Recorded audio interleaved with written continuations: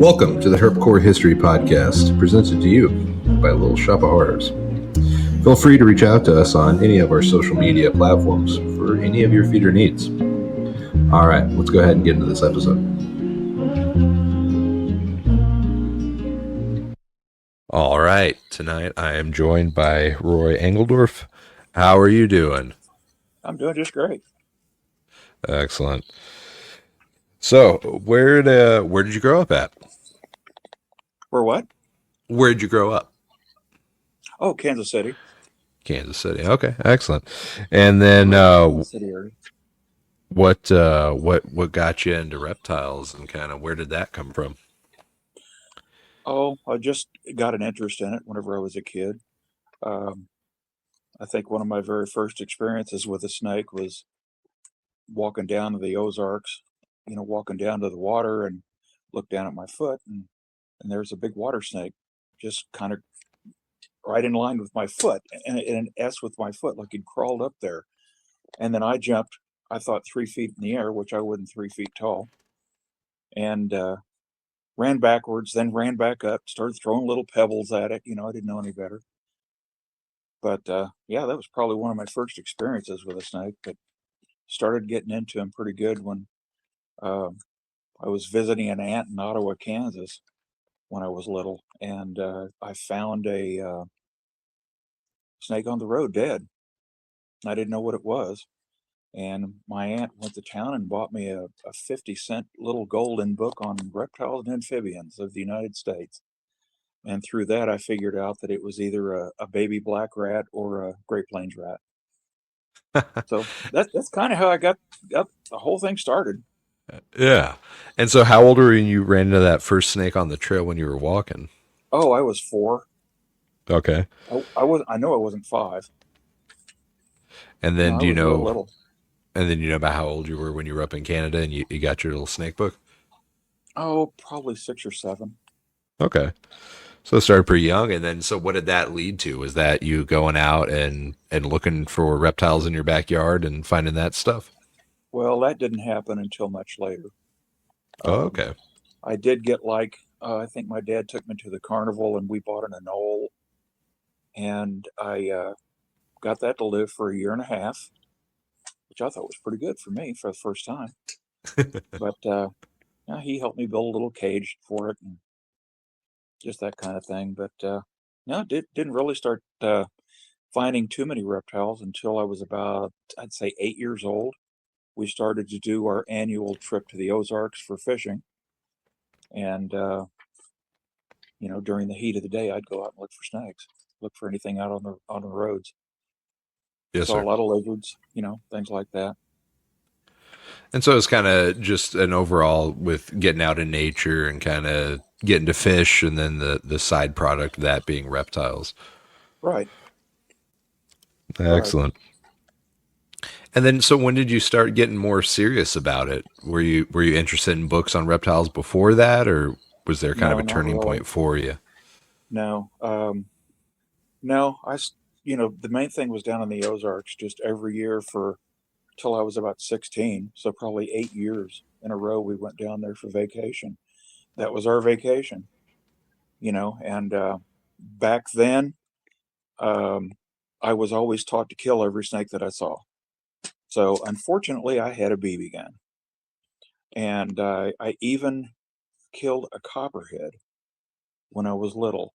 Uh, I think I actually was looking for notes, and I found my little logbook that I started back in like 1969, and I had killed this copperhead, and it was fat, and I cut it open, and it had babies in it, and I wrote down the number of babies and how long they were and things like that.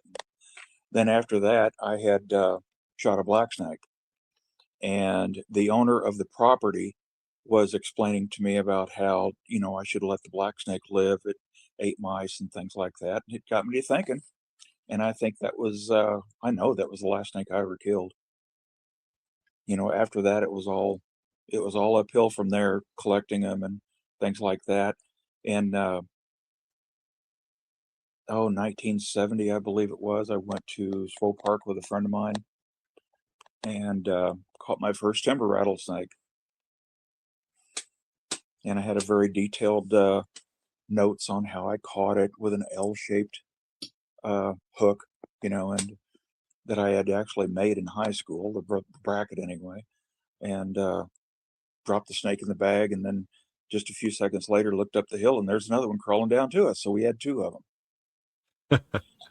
And I had taken the snakes to, I heard about this guy. He was a herpetologist at the Kansas City Museum, William Hassler. And he was telling, he got the snakes from me. And he said, whenever you go out, he said, collect the animals, measure them, and take note of the temperature, what the sky was like, what the weather had been. And after that, I started doing that. And it really helped me a lot in the later years when I was, like looking for milk snakes or something like that. Yes, sir. Yeah. Well, that's something so interesting. I mean, it sounds like you were kind of already doing that in some form, taking notes and documenting what you were finding. Why'd you do that? Just for reference, I guess, just to make a log of my activities, I guess you'd say. And then Yes, in sir. the later years, after that, it was, it was almost like I wrote down everything and that I'd caught, bought, sold. I was doing it back in the 70s, Yes, sir. Yeah. and doing it pretty good. At one time, I think I sold more snakes out of my house than the pet stores combined in the Kansas City area. It was a lot. It was really a lot. All right. And at that kind of 16, 17-year old kind of time frame is when you started getting more of an interest in reptiles, and you said it was Yes. uphill from there. What did that look Yeah. like for you? Whenever, What do you whenever I was when I was old enough to drive, when I could go and drive to these spots, go find an area to hunt in, and I'd take my friends with me. That was a thrill. I mean, that was something for me to do. I loved it. Yes, sir. Yeah. Oh no, and then what how'd you come up with, hey, I'm going to drive around and look for snakes? Was it mainly road hunting that you were doing, or was it hiking and finding No, stuff? no, no. It was hiking in trails. I belonged to a church group at that time, and it was kind of like a youth group. And we would go to places like Knobnoster State Park, and then there were a couple of other places that we went to that was church camps. And I would always go to look for the wood piles, the ten piles of rocks, and I'd find snakes. You know, find snakes while I was there. Just Yes, something to sir. do. Yeah. Yeah. And so when did you start keeping snakes? When was that for you? Well, it was like I said, I had my first lizard was a little anole, and then I had found a little black rat snake, and I kept it for a while. But really, the keeping got to be about I was probably 15 years old, 16 years old. I started to keep a few things. I actually bought a caiman, a spectacle caiman, from a biology teacher in junior high for $3. I, you know, just one of those things. Uh, Yeah. but later on, in like the 70s, that's when I really started getting serious about uh, about getting animals and learning as much as I could about them. Uh, I met several people. I met a wholesaler one time, and he offered me a lot of animals that I'm very glad that I never bought. Things like banded crakes for $10 and puff adders, and he even had uh, two or three big king cobras. And of course, I wanted nothing to do with that, but I'd never bought any of the venomous stuff from him, just a couple of little odds and ends, king snakes and boas from him. He did make he had made an order, and he wanted me to get in on this order. And I said, okay, I'll buy a baby reticulated python. And at the time it was $20. And when he got him in, the smallest one was 6 feet and the biggest one was 8 feet. And he lost his bud in shipping, he said. But of course, I had to pick out the biggest one, so I got an 8 foot reticulated python, and it's strange because it must be coming from different areas of retics back then. Because back then they were called yellow-headed retics, and they were very pretty. They had a Yeah. lot of bright colors to them compared to what I'd call the gray-headed retics now that you see most of the time. Yes, But sir. Yeah. anyway, just stuff like that. Met another guy named Cornell Chirilla. He lived out in Overland Park, and he was getting snakes in, and but he was just ordering them from wholesalers. He wasn't importing, but he had a little pet store out on Troost, which was surprising in the neighborhood he was in. But he said these people don't have much money, but they're not afraid to spend it, is what he told me. But and that kind of true in some instances. But yeah, I got ball pythons from him and an emerald tree boa, and oh lordy, we got a bunch of stuff in. I got one of the last legal Indian pythons, I think. He ordered them in and he got a male and I got a female. No, he got a female and I got the male. But yeah, just memories of things like that. Bob Clark, I knew Bob back in the day when he was in like high school. Oh, really? Yeah, we've known each other for a long time. How interesting is that? What a small world to kind of run into each other, and that's something that's kind of interesting. And what you're talking about is really there was a lot of interesting reptile stuff going on around you at an early stage there, or Yeah, kind of early on. Where were some of the influence there that you saw? I mean, obviously the gentleman at the pet shop that was importing stuff, and how you got hooked up with the wholesaler. How did those connections come to be? probably through ads in the paper. Back then, there wasn't the internet and no one had cell phones. But people every now and then would put an ad in the paper and there'd be a snake for sale. Well, I would call every single one of them. And that's probably how I got in contact with most of these people. Or vice versa, I would put an ad in and they Yeah. would call me. How interesting. How cool is that? And so when did you start getting into breeding reptiles and the business side of it? Well, I was buying and selling back in the 70s. An interesting fact that I came across in my little book that I had. Do you know Dana Savarelli? He owns N- Midwest. Excuse me. He owns the Midwest Custom Products. No, He sir. does the hooks and tongs. Okay. He gives me credit for helping him start that up years ago. He said if it wasn't for me, he probably would have never done it. But again, I knew him back when he was in school, and he would come over to the house, and we'd go snake hunting. We'd buy and sell stuff like crazy to each other and other people. And we met. There was a newspaper thing that came up, or not a newspaper. It was on the news about a guy that um, he killed people and was Oh. cutting them up and putting them in a bag and putting it out for the trash. And his name was Bob Burdella. Uh-huh. And he turned out to have killed several people, and he lived oh out by the plaza.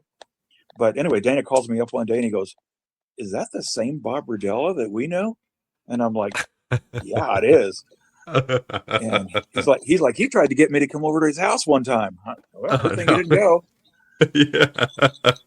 Uh, but yeah, talk about and other things too. Back God, I took went to visit my sister one time in Kentucky and took my two nephews out snake hunting, and we saw this junky looking place out there, and it had a bunch of big concrete drainage pipes.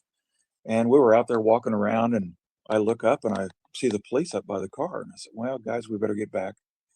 So we go back up there, and the officer says, "How many of you are out there?" I said, "Just me and my two nephews." "What are you doing?" "We're looking for snakes." And he said, "Well," he said, "we got a call that 4 people went out there, but only 3 people came back. And they Oh. actually held us there and went out there and looked. Hey, don't be going out there finding a body, because I didn't put it there. Yeah, right. But whenever when you go out snake hunting and you get way out in the boonies, sometimes you see things that you're like, I think we better leave. Especially like marijuana fields, things like that. Yes. Are there any stories that stick out in your mind? I mean, obviously that's one of them, but any Oh others yeah, where, well, I that's mean, that's got to be one of my best. yeah. Or down in Florida. Down in Florida, we were looking under anything you could find that was cover at the time, and we found big cardboard boxes that looked like people were living in them. Oh. So we left that area alone. Just strange things, just got to be careful, I guess. Yeah. But that's part of the adventure behind it, is It is you is. never know what you're going to find, and those are the things that makes it fun, and those terrible stories in the moment where you go, a body, oh crap, Yeah, but no, then don't it's want to do like, that. Don't want to do that. yeah, And but I it would ended up being imagine all this. right. Yeah, and this thing with Savannah Guthrie's mom that's missing, Mm. and she's way out in Arizona, and boy, I'm just thinking it might be a herper that finds her. I hate to say that, but it could be something like that. That'd be terrible, but Yeah, yeah, just walking off, and just well, that's yeah, that's not a snake. Well, no, that's no, so interesting, and so obviously you were traveling around and very interested in reptiles. What oh were yeah. some of your first trips out of state, and who were you doing those with? Who were the? I mean, you sounds Well, like you're running into all these cool people. yeah, I met a guy that was telling me about West Texas, and he's like, "Let's go down there." And this was late '70s, and I could never find time. And I actually hurt my leg at work. No, I got in a motorcycle wreck. That's what it was. And I hurt my knee real bad, and I couldn't hardly walk. And I was off work, and I called him up. I said, "Hey, I got 2 weeks off. Let's go." And so we went down there and went to the Davis Mountains, because the snake was named the Davis Mountain King Snake, and figured that's where we'd find him, but didn't find anything. We found a blacktail hanging on a fence. Somebody killed and hung on a fence. But then the next year we went to Langtree and met Bill Chamberlain, the owner of the gas station there, Yes, sir. and his wife Doris, um, and just started hunting there, and that's when we started finding some gray bands. And what were the Chamberlains like? Oh, he was a big old Texas boy, and he always had a smoking a cigarette out of a cigarette holder, and he loved bass fishing. He had a bass boat back there, and he'd go to tournaments and stuff. But he'd always say, "Well, and he'd love to play jokes on you. We were brand new to doing this, and we're back there in one of the little motel rooms, and he comes up, knocks on the door, goes, "Hey, Roy," he said, "there's a guy up there. I think he's a snake hunter. There's up there by the gas station. He's sitting there on the bench. Go up and talk to him." So I went up there to go talk to this guy, and I'm playing into this. If this guy had a video thing going on, he'd be laughing his butt off, because I'm sitting there talking to this guy, and he's waiting on immigration to come take him back across the border. Of course, I didn't know that at the time, and I'm talking to him, and he's not understanding a thing I'm saying. So I get a stick, and I'm drawing a snake in the dirt where we're standing, where we're sitting. And then, after a little bit, I figured out, oh man, he's got me good. Went back to the room. Of course, he had to say, "What? Did you talk to that guy?" Well, Yeah, he that was.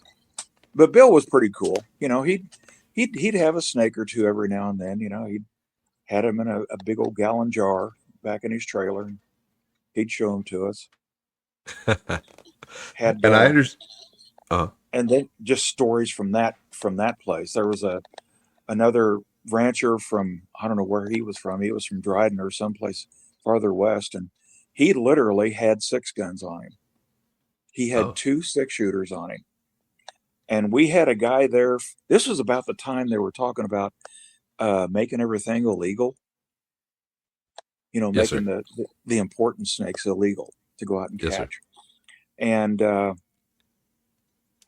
we had a guy there from New York that we were talking to.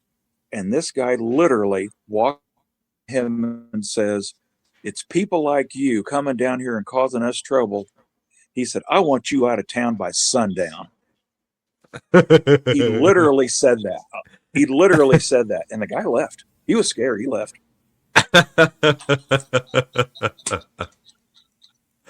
How Just, funny is that? yeah.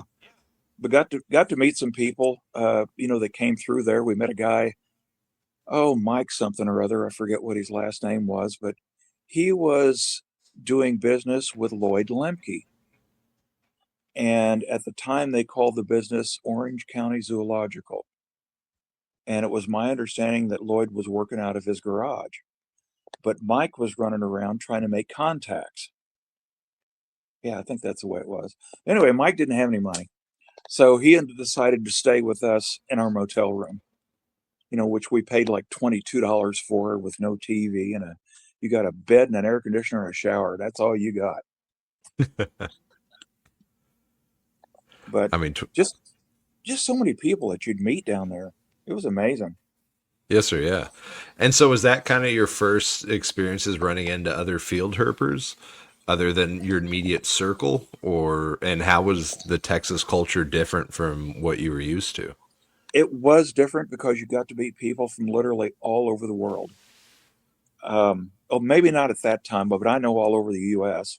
because we met people from New York to California, and Yes, sir. everywhere Yeah. in between. A lot of people from Florida. Um, made some deals with them. Everybody took snakes to trade and things like that. Talking about the Chamberlains, that's where I first met John Hollister. Yeah. Met John down there. John He Hollister was, comes up quite often, and I think that he's very yeah, he should influential. too. Yeah, if Yes, there sir. was anybody that's a legend with gray bands, it's got to be John. Yes, sir. Yeah. There Yeah. was a No. few others, but John was he was funny. Yeah. Yeah. Unfortunately, I never got to meet him, but he taught my mentor, one of the first people, the first person to ever take him out that taught me, and I think that he's probably one of the most influential people in the West Texas herping scene, Yeah, and he for was a sure. true character. Yeah. Yeah. I That's always said something. Sanderson had some characters, but John was a true character. Well, He that I was a mean, good just in guy. general, it just in Yeah, general it seems like the West Texas kind of it is always characters, no matter what it is that you're running into. Even nowadays, you still go out there and the people you run into and the obscure characters where you go, what the hell was that? You yeah, know, that's again what makes it so interesting. It's a magical place. yeah. I was breeding children's pythons at the time, and John had, I mean, a few years later, and John had called me up and wanted some baby children's pythons, and I took them down to him to sell them to him. It was funny. Go all the way to Texas to sell a couple of snakes. Right. Well, and so that's something that brought up talking about how there was kind of an economy there where people would bring different snakes from all over the country as they were coming and trading them. Yes. What were some of the stories from that? What were the species that you were seeing? Anything? I mean, Oh just man. everything about that. Um, well, I know one time I went to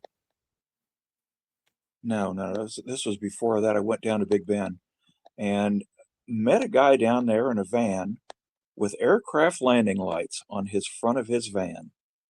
And I bet you know who I'm talking about, Bob Applegate. And got to talking with him, and he gave me his information, and I gave him mine. And he invited me and my wife out to California to go hunt the Anza Desert. And my sister lived out there, and so we went and stayed with her. And sure enough, we went to see Bob and got to see his collection, and took us out to Anza and showed us how it was done. And I left. I left California with 71 rattlesnakes. Not to mention all the other stuff. I had lots of other different animals, but 71 rattlesnakes. I even had a elephant trunk snake that I had traded something to a pet store for an elephant trunk snake, and had no idea that I was supposed to keep the poor thing in water. I had it in a snake bag, and the story with it was when I got to West Texas, I found it dead, and I put it out on Pandale dirt, and somebody from the Dallas Zoo I came through there, and you go through, you meet people all the time. Yes, You sir. stop them. How you doing? How you doing? Did you catch anything? Did you see anything? Nope, not much. Just a DOR elephant trunk snake. Oh, okay.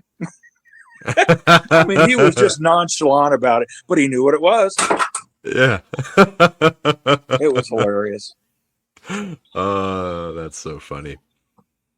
Well, it's so interesting, again, just the stories of early kind of field herping out there. And yes, sir, I just recently got to talk to Mr. Applegate, and what a character, what an interesting guy. Oh, he is. And, you know, He is. uh, a lot of fun to speak to. A lot of fun. Yeah. And the funny thing was, he remembered my wife's name years later at the East Texas Herpetological Society. I may see him there, and he remembered my ex-wife's name. There you go.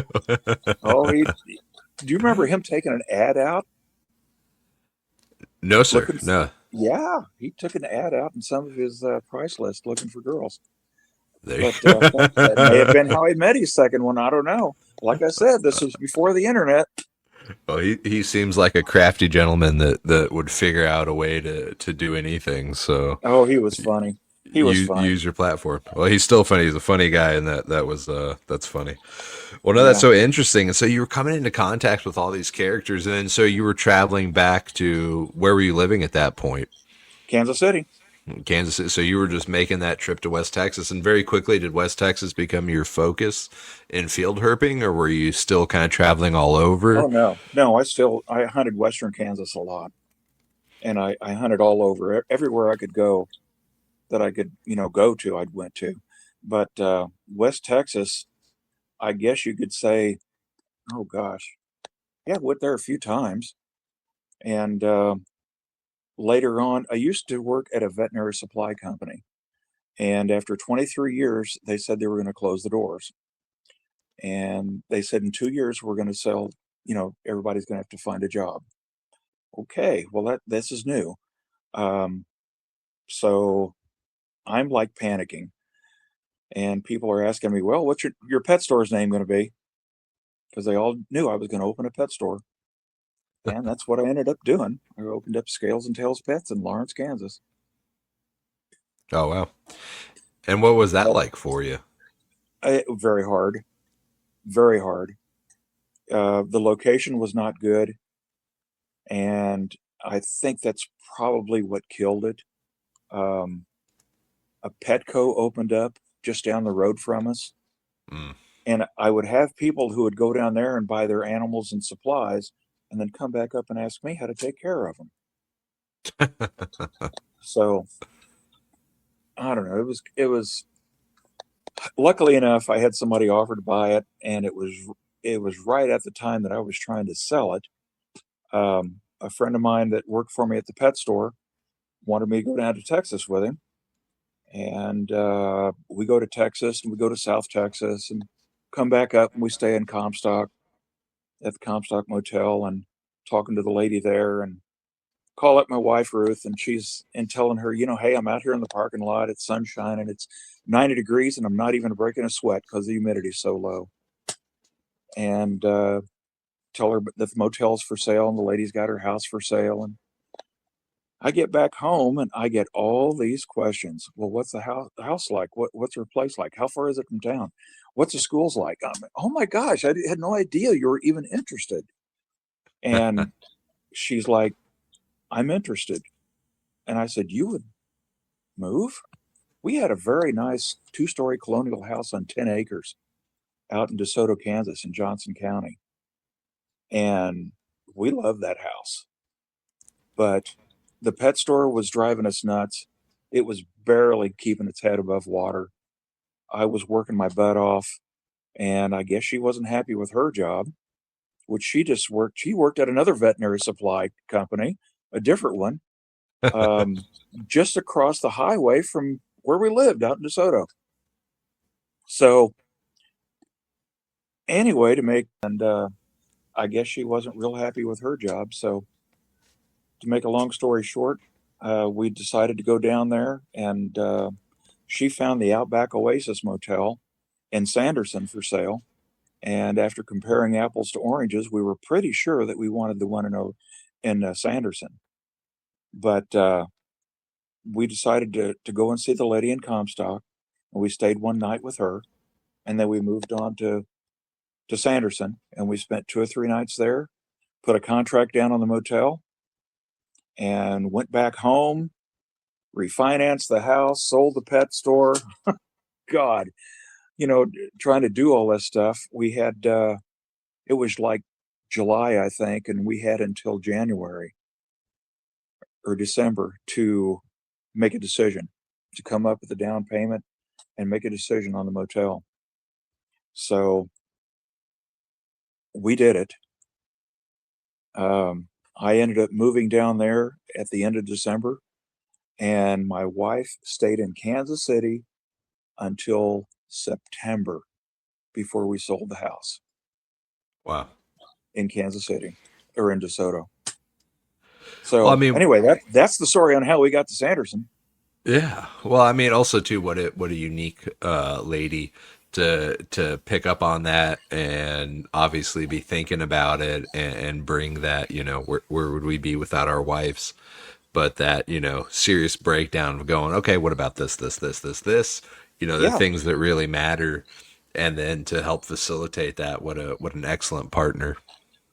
Oh yeah. And Well, and still is. yes, Still sir. is. Yeah. Trust me. Well, that's something I can relate with, right? I wouldn't be half as where I am if it wasn't for my wife. So definitely, they play a very important part. Well, that's so interesting that you had the opportunity to buy the Comstock Motel, because I think about both your motel, the Outback Oasis, and the Comstock Motel, and just how influential those are. I mean, they are the Herping was. backbone, yeah, to herping, right? Yeah. And just so how cool is that? And me and my wife were lucky enough to stay at the Outback Oasis when you guys are running it, and that was such a cool experience. You were there, your wife was there, just lovely people to talk to, and what a beautiful hotel it was, and just that little pond there was so cool to sit there and just look at all the anoles running around, which is interesting, especially with you starting off with one of your first pets being an anole. I guess it makes Yeah. sense why you saw them running around there. Yeah. The anoles were not exactly native. Um, Yes, sir. Yeah. I had a friend bring a few of them in and turned them loose, but they did live there for a few years.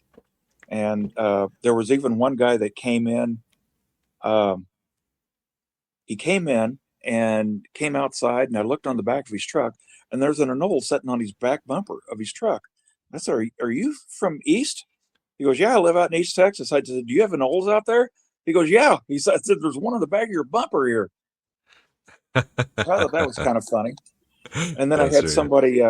somebody else said that they saw a green tree frog out by the pond, and I said, "Those aren't from here either," but I have no idea how that got there. Yeah. Well, you see that. You see the camper, that was in Big Ben and drives out, and then there's a blonde suboc, crawling out of their engine bay. You're like, what the Oh, hell? you oh, know, uh, the that's funny. if it can happen, it will happen. Well, that's so interesting. And so you guys, getting there, and before we get to the hotel and you guys running that, and I'm sure there's a million stories there. Is there anything in your early life that I'm missing that, in your interest in the hobby and kind of influential people or influential animals? What were you working with? Oh, at the time, um, Well, to be real honest with you, at the time I was going out and collecting a lot of animals and trading them to, I guess I should keep the company's name quiet, to a company in California, but they would send me price list of the animals that they had. And I said, look, I said, whenever you get a rare boa or a python, just let me know. And I got some really nice animals from them, but started breeding the children's pythons, anthill pythons, um, boa constrictors. Lloyd Lemke was sending me boa constrictors for $25 for these 3 foot bright orange boas. They were the most spectacular looking boas it's still for a normal boa. They were excellent, and just brilliant orange tails. Not a true red tail, just a Colombian boa. Huh. But man, I've whipped those things out and started producing them. I was getting $150 a piece out of them. I was happy as a lark. Yeah. But yeah, boy, those were great. Um, yeah, one interesting story. I had a friend of mine that had caught. I asked him. I said, "What have you been up to?" And he said, "Oh, been out snake hunting." Uh, I said, "What'd you find?" He said, "Oh, found this, found an albino milk snake, found this." I said, "Wait a minute, back up. You found an albino milk snake?" He goes, "Yeah." I said, "What are you doing?" And so I drove about 20 miles out to his house, and I told him, I said, "Look," I said, "you owe me about $150." I said, "Why don't you just give me this thing?" I said, "I do good with snakes. You do good with turtles." And he ended up giving it to me, but it was the size of a pencil and covered in mites. So I wasn't real sure if I was going to get the thing to live or not, but I did and grew it up. And Bob Clark was interested in it. He found out that I had it. So me and Bob were going to do a trade on albino Burmese pythons. Well, me and my new girlfriend, which is now my wife, we both had 16-year-old teenage daughters. Well, I was at her house and they were going to stay at my house and clean the house. It All turned right. into a little party, I understand, and Oh. someone threw a nut or a bolt or something and cracked the glass on that cage, Uh, so that milk snake got loose. no. To make a long story short, yeah, it was. I had $3,000 in trade coming to me on that thing from Bob, uh, and so anyway, I figured that snake was gone because the house I was in was old. It had an old rock foundation to it. Um, at one point in time, I actually saw live wild rats in the basement because I was raising rats and they were coming and stealing food and killing my mice. They were yeah. dragging my mice up through the grates of the Yep. grates. But I had a live mousetrap that I had set up down there, and I just happened to check it one day, and there's that milk snake. A month later, and I'm Wow. like, Bob, the trade's back on. So yeah, uh, see, that's why I don't that's have kids. You know, man, yeah. the ass whooping I'd Oh, be giving out would oh, be a they problem. knew the bad. Oh, they knew that it was bad. They knew it was bad. I forget how long they got grounded for, but it was a while. Yeah, I can't go Yeah, out. My dad's albino snake got out. Ugh. yeah, yeah, and didn't tell me about it. Oh no. You know, if it would have. Anyway. It's just so funny, again, just the chances of things to happen, right? And for everything to fall in place. For Oh you to yeah. be in a scenario where you were in contact with these people early on, I think, that's pretty unique, right? To have so many exotic animals around you at a young age within that time frame. And then how interesting that you were connected with these people that end up being quite influential in the hobby. What are the chances of that? That seems to happen every once in a while, but just to have those resources of information early on is quite unique. Yeah, it was. It was. Very We cool. weren't quite alone out there, but we were a few Yeah. back in the day. Well, and so what? I mean, that's something that. When was your first snake show, or maybe like a reptile club meeting where you walked in and it was like, oh, these are my people. No, man, I can't even think. The Kansas City Herpetological Society. I think that was probably the first formal meeting I ever went to, and there was a handful of us. But the Kansas City Herp Society turned into be a good sized uh, society. Yes, sir. It was they drew a lot of people. Yeah. Um, and then the Midwest symposiums, things like that. I did all the shows, all the states up there, and got to meet a lot of people. Tom Widener, got to meet Tom back years ago. That was before that. I got to meet Tom, but yeah, he was quite a guy too. What were Trying to those read what? early? Yeah, go Go ahead. ahead. No, no, sorry. Well, I was. What were those early club meetings like? What were the discussions that were being had? What was being presented? We were, oh, I don't remember the exact ones, but we would have discussions and oh, Christmas parties, name the herp contest. Show a slide of a herp and get so many points for the common name, so many points for the Latin name. And I was winning for quite some time, and uh, then we got some new young squirts in there, and and they knew more than I did. Oh, I give lose me you one sec. again. No, you're here. You're back. You're back. You're good now. I guess you just left the stage for a second, but that's what they call it, the stage. But we're good. Yeah. But no, that's so cool to have that and get to hang out with those people and just have those influences early on. And so fast forwarding again back to you guys moving down to the Outback Oasis, what was your vision with that? What did you foresee that Oh, being? the lady that she showed us her books, and they did not live there. They were only there part time, so they were like getting a few people that would come in, but I think mostly reservations over the phone is must. I think that's how their business worked when they had it. And I looked at that and I told Ruth, I said, I can double this in 1 year. I can double this amount. And we did. And so, that turned out to be one of the best decisions we ever made. Um, we look back at it now, you know, uh, we had an awful lot of reptile friends and an awful lot of friends that were our customers. But as far as friends in town, we didn't really know all that many people. I think we were invited to people's houses, and that was about it. Um, I knew a lot of people in town because I knew a lot of stuff. I knew how to fix a lot of things. Mm. Um, I was literally a glorified fix-it man.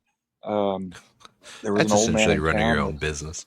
yeah, there was an old man in town that taught me how to fix washers and dryers, and that turned out to be something that was worthwhile because I could use it there at the motel. If something like that broke down, I could fix it. Not an air conditioner, although I tried several times. But yeah, no, no, my expertise with that wasn't so whoopee. And Yeah. I've been told that I can't paint, so I could do the carpentry part and the wiring and the plumbing, but I can't paint. Well, that's I think having one ability to be able to trade is Yes, more yes, useful than none. That's all yes. you gotta do. You don't have to do everything. You just have to do one thing Yeah. good, and then Well, have a friend that can do the other thing good. I'm kidding because that's what my wife always says. You can't paint Oh, or caulk. I can't caulk either. yeah. So I think my wife calls that weaponized incompetence, where Oh, is that what they call that? yeah, I think, but it works out though. You know what I mean? And so, I mean, and that is so interesting to have that. And then, especially, you being a young age and getting to see the Chamberlains and their success with what they were doing. and that kind of influence, did that play a part on you being more comfortable with making that jump and that life change to purchase the hotel? No, it didn't. We didn't really think about that at all. All I thought of was I'm getting to live my dream Yes. to move down where Alterna are found, and to be able to hunt that way instead of breaking my back picking up rocks. Although I still try to do that, it's not advisable at my age. But anyway, yeah, no, it was great to try and do that to do that. Yes, sir. Yeah. Even though And it how was old were very you hard for me when when you she did? wasn't there Yes. Yeah. that first How old were? first 9 months. Yes, sir. I'm sorry. I apologize for interrupting. How old were you when you made that jump down there? Um, I don't know. I'd have to do the math. It was in 2000, December of 2002. Okay. Gotcha. Yeah, Just try to and get some time interestingly, frame in for the it. in the in the early summer of 2003, I got my I got a phone call. Actually, my first gray band was not one that I went and found. It was one that a lady behind the motel found out that I like snakes, and she said, I have a snake back here eating a lizard. Do you want it? I said, what's it look like? She said, gray with black bands. I said, I'll be right there. So I went back there, and she said, I almost killed it because it was eating my lizard. So it's a big female alternaphase, and it's got a full grown, foot long Texas spiny lizard in its grasp. And she Wow. Yeah. gives me a Swan's ice cream gallon bucket to take it back over to the motel. And I took it over, put it in one of my drawer cages, opened it up an hour later to see the tail go down. And a week later, it ate a mouse. Wow. And Well, I have the, oh, hit it again. okay, I'm gonna hold it like this from now on. There you go. You're saying you still have what? I have the granddaughter from that snake. How cool is that? How She is cool is she that? she has died, but I have the offspring. Wow. Are there any plans to breed that animal and keep that lineage going, or is it Yeah, something you've already been I've doing? still got her. Yeah, I've got her. The interesting thing about that was, it was 9:30 in the morning, and it Yeah. was cloudy, cool, and overcast. It was so foggy you could barely see them across the street. It was very foggy that day, Huh. just What's almost misty. I mean, you think about it, right? And you just think of the humidity. I always think that, not to get into that, but, humidity. So, um, I think I'd be pretty excited to see that fog, and that makes sense to me, you know, why it Yeah, would be out. why not go out and walk cuts then? Yeah, I would if I lived out there. That'd be different. Yes, sir. Yeah. Well, how cool is that? And so, when was your first time? Because you were saying that your first Alterna you found in 2003, and obviously you were going out there before that. When was the first Oh, time you saw an Alterna? the first alternative that I ever found was, went down there with a couple of other guys, which brings up even more stories.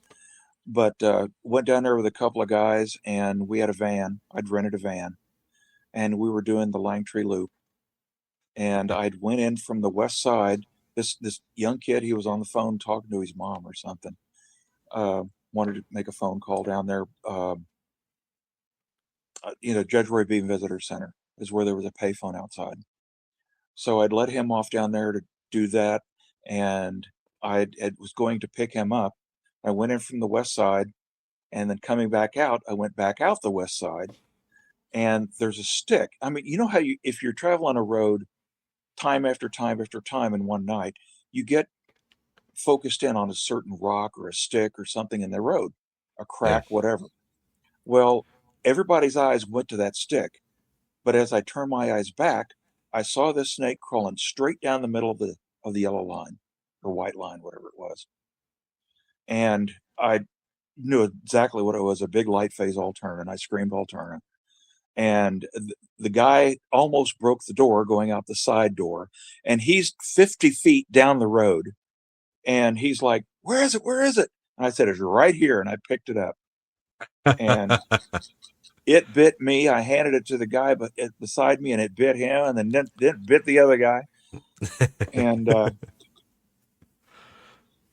oh, And that it was was fun. Langtree Loop. You Yeah, found that animal? Line Tree Loop at 2 o'clock in the morning. There Hadn't you seen a go. single thing all night. That's how it goes. You might not see anything, but there's a chance to see an alterna. That's true. That's Yep. very true. Yes, I am. Well, that's And so interesting to think about. I had heard in the past that, and I don't know if this is something you had more time out there, but I remember being told, once they updated the visitor center for the Judge Roy Bean Museum, that people really didn't see animals around the Langtree Loop anymore in that area. Is that something that you would say kind of checks out, or? well, come to think of it, I haven't really heard of it, but I've also been told that they discourage people from doing the loop because of the bright lights and the people who live there. Yeah, I know that was definitely an issue at one point for sure. But I do Um, know that I've done it ever since. I've done it. Of course, I had to do it. yes, sir. Finding Yeah. one there, I had to go back and look again. Yeah. Well, while I would never road hunt, I have driven that little scenic route to enjoy the view of that area on my way back to the Comstock Inn, and I've never found an alternative there. Not that I was looking, but I've never seen one when I've been in that area. Yeah, I know what at Comstock. No, the Eagle's Nest, that kind of area around that area. Oh, they're definitely there. Yeah, yeah. No, And yeah. Bear drat snakes are there. That I have found more alternative than I have birds. Yeah, me too. Yeah, Me too. I've only Well, found one. yeah, we found that guy that I went down with. It was our second trip, and we were on Pandale paved up on the north end of the dirt road, and he saw us. I yelled snake, or no, I didn't yell snake. He saw it. He said, "Stop, snake!" And so I stopped, and he flew out of the car, and oh, all right. You may not want to put this one out there, but it's a funny story. So he jumps out of the car, and he's has a shirt pocket on, and it had a film canister with his marijuana in it. And I don't smoke. I've never smoked a marijuana, cigarettes, nothing in my life. So he gets out and runs back and gets the snake, and he goes, "What is it? What is it?" "It's a patternless subbuck." And I said, "That's a bear drat snake." And it was purple. It was cool looking. Um, so we had marked the area with rocks. We marked the spot with rocks so we'd come back the next day and see what kind of habitat it was in. And we did that a lot. We find something at night, you mark the area, and come back and look at the habitat. So a little later on, he's like, "My pot's gone. It must have fell out of my pocket." So we go back up there, and he looks for, must have been an hour, couldn't find it. So the next day, he decides to go back up there again with the guy that we met from Mike, the guy that was promoting Orange County Zoological, working with Lloyd. So he goes up there with him, and they're gone and gone and gone. And it's like 9 o'clock, and I'm like, "Oh man, these guys should have been back by now." So I'm hightailing it up the dirt road, and I get almost up to the end, and here's these two poor souls dying, coming back from up there, and they looked pitiful. They were exhausted, they were thirsty, and we got in, and they started telling me the story. And he said, "We got up there, we found the pot, we pulled back down to uh, the Pecos River, or not, yeah, the Pecos River that's up there, and he hit something. It looks like a pop can is what it looks like, but it's a pipe sticking up, and it took the exhaust out of his motor. I mean, took it literally out of his motor, and they were afraid to drive it. They were afraid to drive it. And he's starting to tell me, I was always deathly scared of wasps. And he's like, I'll never make fun of you for being scared of wasps again. He said, they chased us all over up there. But it was just so funny. All they wanted to do was go back to the room and go to sleep.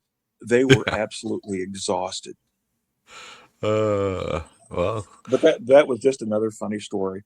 And the guy somebody told him that he could drive his car slowly and drove it all the way to Del Rio, like 20 or 30 miles an hour, and got his exhaust fixed. But well, at least he got his bud back. Funny He story. could something to chill out this after guy that experience. we would be be hunting all night, and he'd be sleepy. I saw this guy run from one end of the road, jump on the back of his car, on the hood, on top, and literally run over his car. What are you? You must not have cared much for his car, is all I could say. Yes, all that matters is find the snake. Well, no, that's so right. interesting in the stories and the adventures, and also too. I mean, the amount of time that you got to spend out there, not only field herping, but just seeing the characters come through. I mean, your establishment, you and your wife's, it was it's a crown jewel out there, and it was something to experience, and I'm sure that people all over the world heard about it. What are some of the characters that stand out that you had come through there? Oh man, Buzz Ross. He didn't stay there, but he was definitely a character in that area. He lived up in Fort Davis. But I don't know the people that stayed there. Bob Aceto. Yeah. Yeah, he's one. Oh, he was funny. Him and his New I, York accent. yeah. Uh, I love Bob. he was crazy. He's still crazy. Robert Pelez. He was a friend of ours, and I don't know if you know about that. Eight is great. 8 is great. Yeah, Not off the top of my head. he But tell found me. 8 alterna in 1 week. Son of a gun. He found 4 in one night, if I remember right. Wow. In the same But area, or were they spread I out? no, it was spread out. But I told him whenever he came, I said, "You're going to do great this week." We'd had a lot of rain, and I said, "You're going to Mm. do really good." And for the whole week, we had a whole week there before they passed. I was always fighting with Parks and Wildlife from the time I got there to almost to the time I left. Me and Parks and Wildlife did not get along. Mm. Um, but anyway, I don't know if you knew it. They had a bill that came up. It was a parks bill, and on the tail end of the parks bill, they said all uh, all game animals from the roadside could not be hunted, and they changed it to wild animals. And when they did that, they got the snakes, and they knew it. Mm. And we were literally full of people that entire week. The whole motel was full, and the day after that, we were empty. Yeah. That's how bad that hurt. Yeah. Well, and that's something that, nowadays we don't. It's still more regulated and controlled, but the craziness of what that was, Yeah, those hurdles to yeah, keeping reptiles, I've definitely heard those stories, yeah. and to hurt Tim the Cole, business like them. I'm sure you've heard of Tim Cole. Yes, sir. Yeah, he got me to go to Austin to speak in front of a wildlife and Parks and Tourism Committee as a business owner as to how much the regulations hurt our business. And it hurt, 20 to 40% of our business was reptile people. And I forget what all Dave Sinclair was up there saying. And I got up immediately after him and I said, well, I hate to disagree with Mr. Sinclair, but, and I started discounting all the things that he said. And they ended up, the Parks and Tourism Committee ended up passing it. and it if I remember right, it passed in the House, but it died in the Senate. And so we had to wait until another round came across. And then we got a few things done. We got some people in there that were able to. I had a representative from our town go, which was, God, that was another story in itself too. But anyway, he went and he spoke. He was going to be, he was running for judge in town. And he went and he talked to a representative there, and they were talking about a reptile stamp. And Jeff might remember more about this than I do, Jeff Adams. But they were talking about a reptile stamp and some other restrictions, wearing vest, which is no big deal. It's not a bad idea, actually, wearing a vest out there on the road. But the part that I always hated about that was that you could not collect an animal off the road. You can run over it, you'd kill it, but you can't collect it. Yeah. Now, I asked, I don't know how many game wardens, how many times have you ever seen somebody pick a snake up off the road? Never. Well, there you go. Anyway, but I went a couple of times and went 2 times at the Culture and Tourism Committee meeting to talk for business owners, about how much it hurt. And not just us, the restaurants, the airlines, people coming from all over different states. There was a lot of revenue that came into the state because of reptile hunting, and still is. Yeah. Yeah. Well, thank you very much as someone that gets to enjoy your hard work and the bravery it took to do that and stick your neck out there. Thank you for doing that. And I like doing what's right. And I had a particular game warden that got on me one night, and I got a ticket for shining a light out of a car looking for snakes. And that wasn't at all what was going on.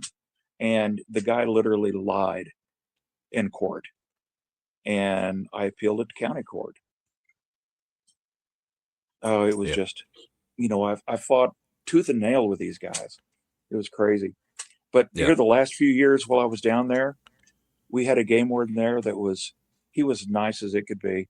He even, I found an alternative one night. I had, there was a guy there from Texas Monthly, I believe it was, that was interviewing me, and he wanted to go snake hunting, and I took him out snake hunting one night. And of all things, we find illegals running up the road. Never seen that in my life. Never seen that in my life. We had stopped my truck to look at a toad in the road. He wanted to look at this toad. Yeah. And so we stopped to look at this toad, and I hear this pat, pat, pat, pat, pat coming up the road. And I'm like, and I shine my light up, and I'm like, oh man, you guys scared the hell out of me. And they all took off into the bush. There was 8 of them. 8 of them. And I told the guy, I said, please don't put this in your article. I said, we've had enough trouble with, what they're talking about, Border Patrol and things down here, with people coming across and causing trouble. I said, we don't need anything like that. And he didn't put it in the article, and we went back up to Border Patrol, and I went and told them what was going on, and we went back out, started hunting the West Cut, Alterna, and he's up high enough that I can't reach him. Put this in, and I don't have an extension pole. Yes, and sir. I'm worried because this guy doesn't have a vest on and he doesn't have a license. Who stops across the street? There's the game warden. Oh man, he's gonna get me. He's gonna say something, sure as world. And he said, "Hi Roy, how you doing?" I said, "Well, we got this Alterna up here." He goes, "Really?" He said, let me go over and back my truck up. You can climb on the back of my truck." He was as excited as I was about finding this Alterna. Yes. So I told him, I said, "No," I said, "I'm going to go back to the motel." I said, "It won't take me 10 minutes. I'm going to go back to the motel and get a ladder and come back and go up there after him." And I did. I went back to the motel, got a ladder. I couldn't imagine leaving. Oh no. He'd crawled down. He'd crawled down to where I could just pick him up. Wow. And the game warden came later. And he pulled up behind me, and I told him, I said, I got that alternative. He goes, really? He said, let me take a picture of it. And I said, okay. And I said, here, let me take a picture of you holding it with your phone. And he said, all right. He said, I got a bet going on with a guy in Del Rio as to which one of us is going to find an alternative first. Yeah. Well, you know So what? How anyway, cool is that? And that, he I was mean, he was really cool. He yes, was sir. Yeah. really cool. Well, that type of enforcement goes such a long way, right? Where Yes, getting to it does. engage with those people and and learn from them, and I mean those guys work to get where they're at, right? And them having an interest in the hobby and understanding the people that are coming out there, right? The taxes Yeah, that are being paid because of it, the just the overall what it adds to Texas. People like that are so refreshing yeah, and really make a difference and yeah. He was very a great cool. guy. Yes, sir. Yeah. I really hated to see him leave, Yes, sir. but it was shortly after that it was about a year or two after that we got an offer from the Desert Air to buy us out. So Yeah. Well, we I'm we glad I got decided to. it was time to retire. Yes, sir. Yeah. Well, I'm glad I got to experience it. The hospitality of you and your wife. It's definitely a standout for us, Well, thank you. and I appreciate the time there. I do have a. This is We a miss our story that. customers.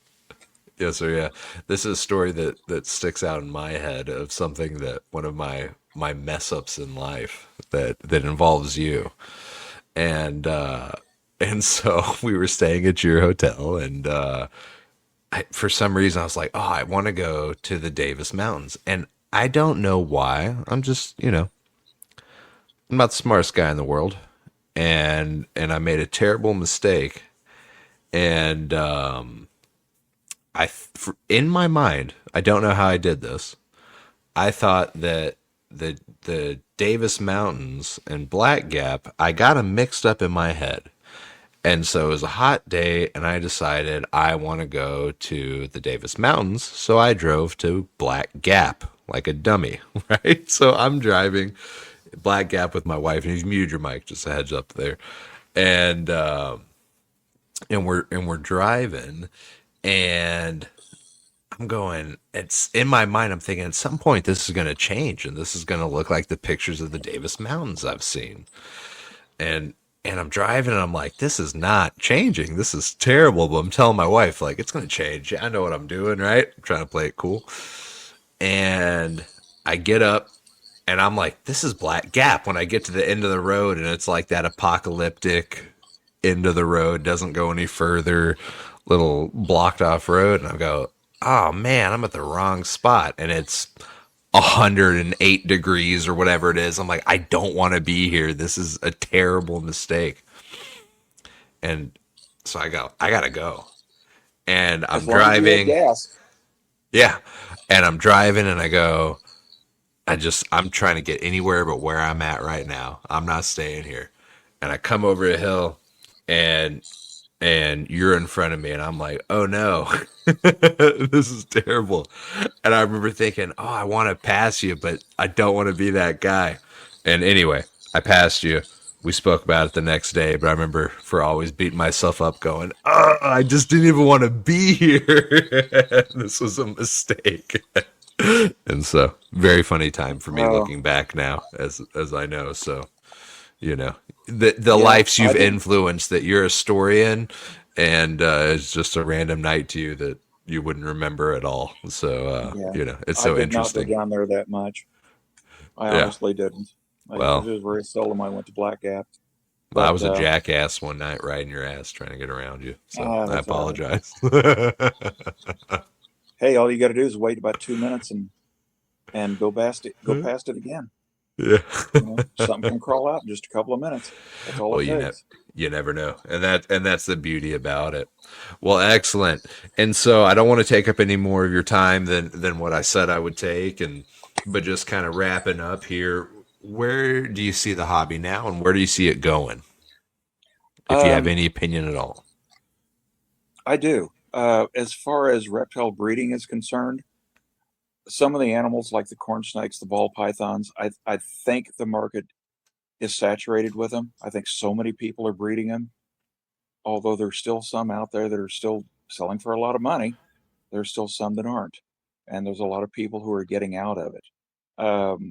I am scaling down a lot only because we want to do some traveling, and I just kind of want to, maybe start another chapter. I don't think I'll ever get rid of everything, but just scale down. I mean, we like I said, we had a great show the other day. We sold 98 snakes.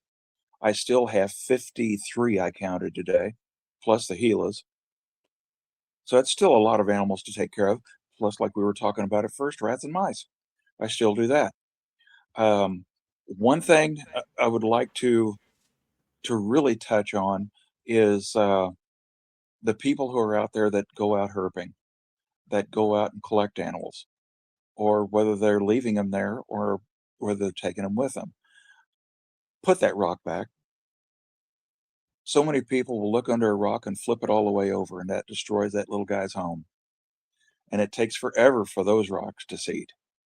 So, put that rock back, be respectful of other herpers, and we'll all get along. Yes, sir. Yes, sir. Well, excellent. Well, thank you so much for your time tonight, and I appreciate getting to chat with you. Let me zoom out on you here. Okay, you got a message for the time capsule? Yeah, and it's simply this.